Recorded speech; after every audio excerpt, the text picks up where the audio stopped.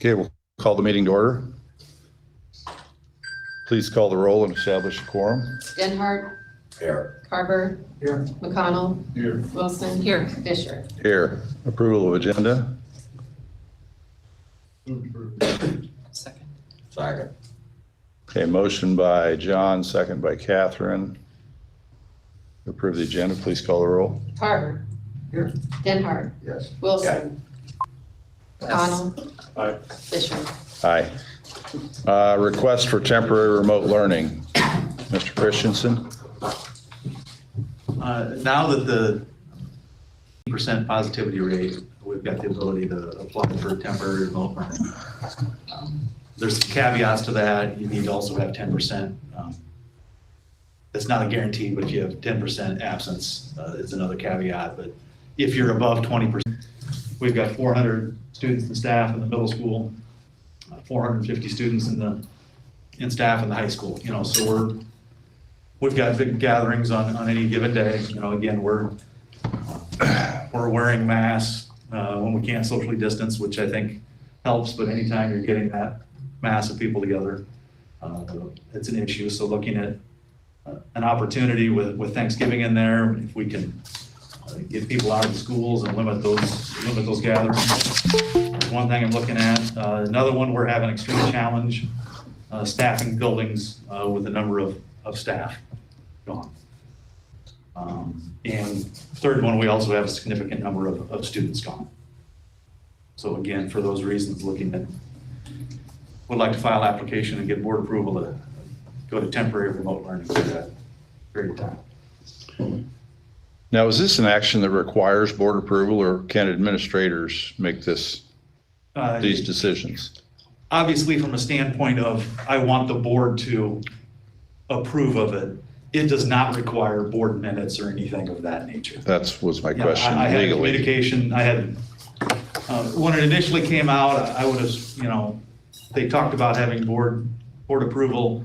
I went back and forth with our consultant, and in nowhere does it require board action in terms of you got to upload the board minutes or anything of that nature.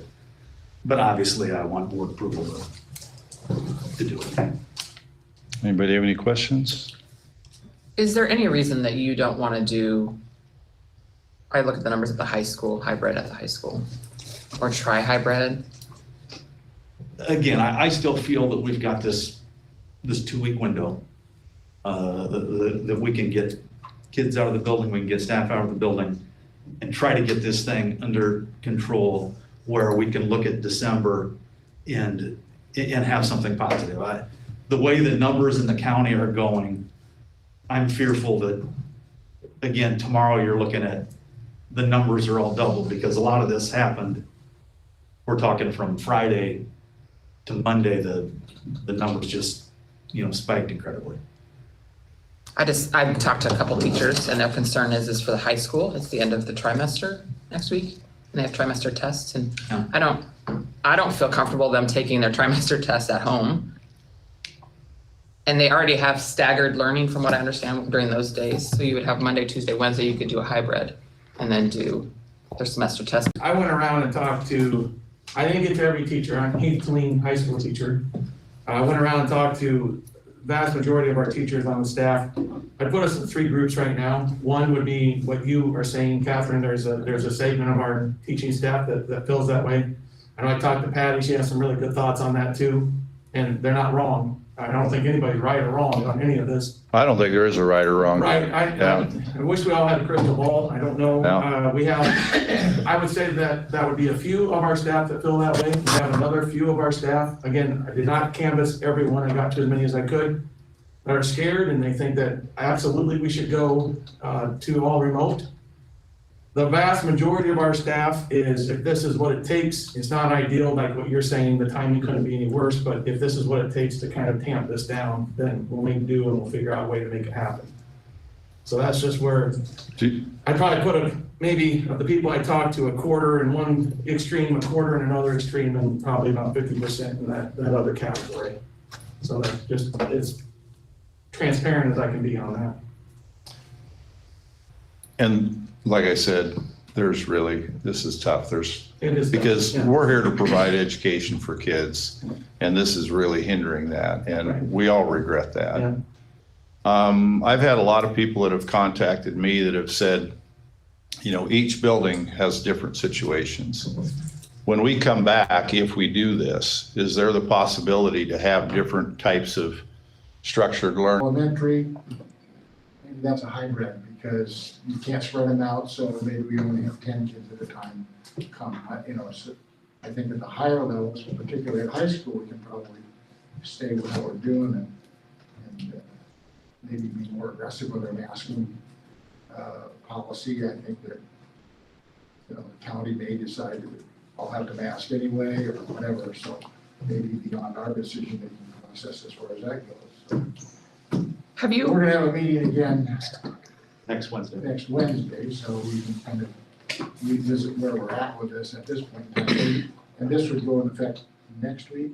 Going next Monday, the 16th, pending state approval, because again, that's Right. a whole other level. We've got to fill out paperwork, send it in. And the Takes a ISA, day to get back and the ISA is trying to petition the governor to take that requirement away and leave it just to local school boards. Because they feel it's such a cumbersome process that we're really slow to respond. So, you know, it's a changing process. I think that the virus has got momentum in our county, and I don't know whether we can break it or not, but, you know, we've got at least one teacher's in the hospital. We certainly don't want to have a death. It's a tragedy for a small school like this. So I think we need to be as aggressive as we possibly can, and certainly work for this. have you talked to schools around us that have higher, like South Central Calhoun, they have a higher rate than us and see what they're doing? I have not talked to South Central Calhoun. I've talked to Southeast Valley. They're not doing anything yet. Fort Dodge is going hybrid. They actually started, well, they start today with hybrid. Superintendent from Panorama emailed me, so I think he's saying, okay, what are you doing? So,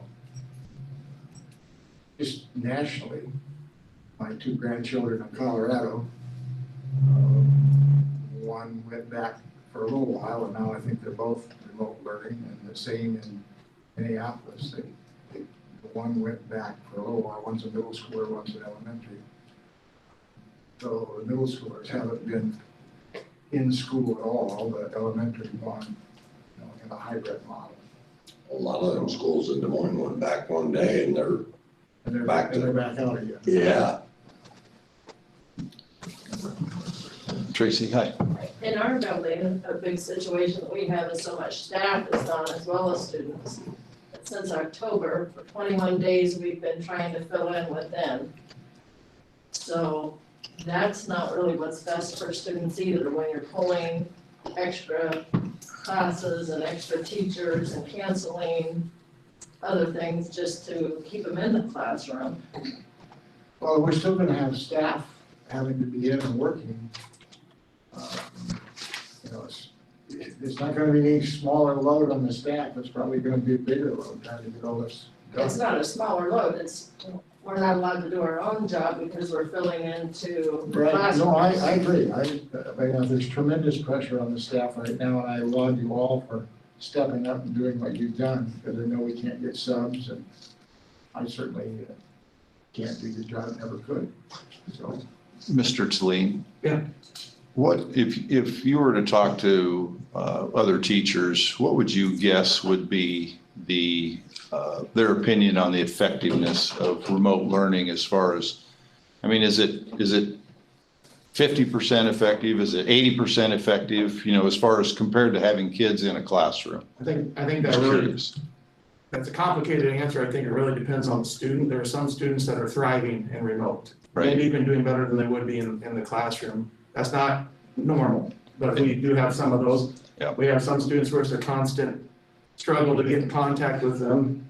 If we went in mass, I think the vast majority of kids would probably not like it, but they would show show up and they would do the things. I mean, nothing substitutes in-person learning. And I think that's where the people are saying, if this 2-week break is what it takes to kind of hopefully get this down so we can get kids back in the classroom. I can tell you too, a person of the teachers I talked to at the high school, they wanted anything possible to keep kids in school so we can keep working with them. And Yeah. that's not questionable, but that's the goal of everybody.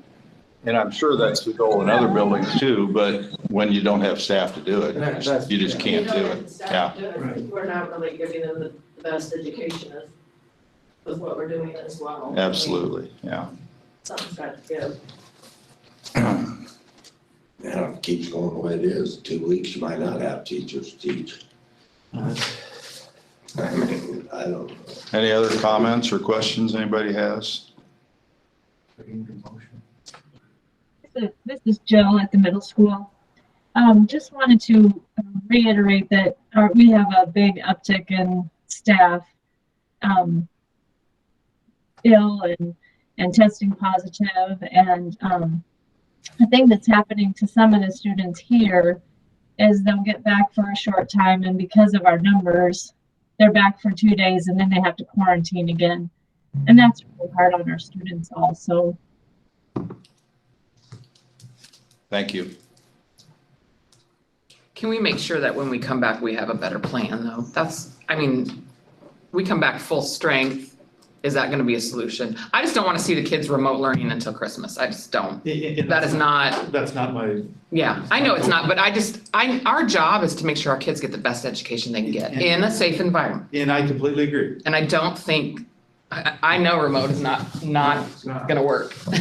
It will for some. But I'm fearful if we don't do it now, it is gonna be all of December. Yeah, and I'm game for that. I'm open to what we need to do, but I just think that we need to have a plan when the kids get back on what we're gonna do with staff, because it's gonna be a continuous problem. This isn't gonna fix it. So how do we make sure that there are teachers in the classrooms that need to be taught? You know, or do we have people sitting in offices that should be teaching classes? And do we have people that are doing things that, And people are, everybody's do. helping out, Yeah. 100%. so that's just I would like that. I would like to make sure that we know what we're gonna do. How are we gonna make sure there's teachers in the classrooms? And In, you know, again, hybrid could very well be the system that we need to go to. That, again, you're not having contact with every student every day, but you're having contact with them every other day. I can tell you the conversations we're having in the classrooms now, we're starting to see a shift in the kids' their belief that this is a real thing now, and that's gonna be a big part of it, because we can't have our thumbs on them all the time. So if we get them buying in and taking the measures that they need, and this might be the dose of reality that they need, but that's a big part of it, I think, Catherine, is that we all pitch in. pitch in, and it's gonna take them doing their part too, especially at the high school level. So, I move we approve the request for temporary remote learning for the period of 2 weeks. If you'd say the dates, because that's November 16th through the 16th. 24th. 16th through the 24th. Thank you. Second. All right, we have a motion and a second. Motion by Dr. Carver, second by Mike, to go to remote learning district-wide from November 16th through the 24th. Please call the roll. McConnell. Aye. Wilson. Hi. Denhart. Aye. Carver. Aye. Fisher. Aye. Do have one comment. I think everybody needs to realize that this isn't really happening in our buildings. Yeah, I think this is gonna be helpful. But what you see out in public, what we're doing is not our job. You're completely correct. It needs to be a countywide effort in order to. All right, This does provide we'll adjourn. some leadership